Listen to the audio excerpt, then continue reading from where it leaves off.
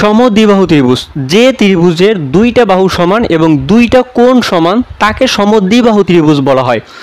এই যে ত্রিভুজ, এইটা আমরা যদি নামকরণ করি এ বি সি, এই ত্রিভুজের এই বাহুটার দৈর্ঘ্য এ এবং এই বাহুটার দৈর্ঘ্য এ, এই দুইটা বাহু সমান এবং অপর যেই বাহুটা এটা হচ্ছে গিয়ে ভিন্ন বাহু থাকবে।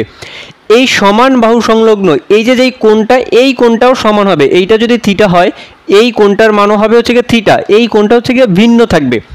সমদ্বিবাহু ত্রিভুজের দুইটা বাহু সমান, এইখানে আমাদের এ বি বাহু ইকুয়াল টু এসি বাহু ইকুয়াল টু হবে এ।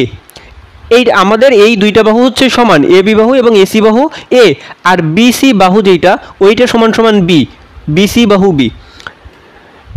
বিকে বলা হয় ভূমি সংলগ্ন বাহু এবং এ আর এই এ কে বলা হয় সমান সমান বাহু। এই কোণগুলোকে বলা হয় ভূমি সংলগ্ন কোণ।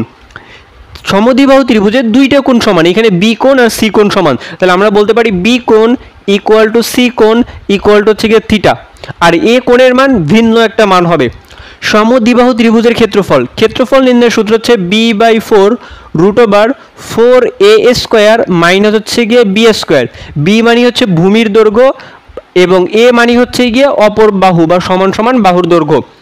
সমদ্বিবাহু ত্রিভুজের পরিসীমা নির্ণয়ের সূত্র হচ্ছে গিয়ে 2a plus B, 2a plus হচ্ছে বি। আমরা জানি পরিসীমা মানে হচ্ছে গিয়ে তিনটা বাহুর যোগফল।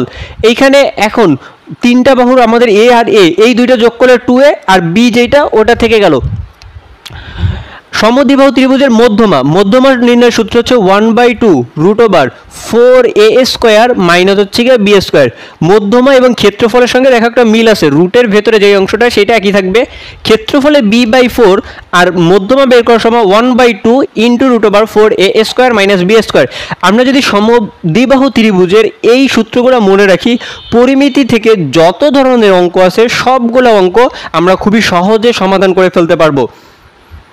এভাবে করে প্রতিটা টপিকের উপর সূত্রগুলা আমাদের ইউটিউব চ্যানেলে প্লে লিস্ট আকারে দেওয়া থাকবে। এভিএমসি চ্যানেলে এক নজরের সূত্র ওইখানে প্লে লিস্ট করা থাকবে।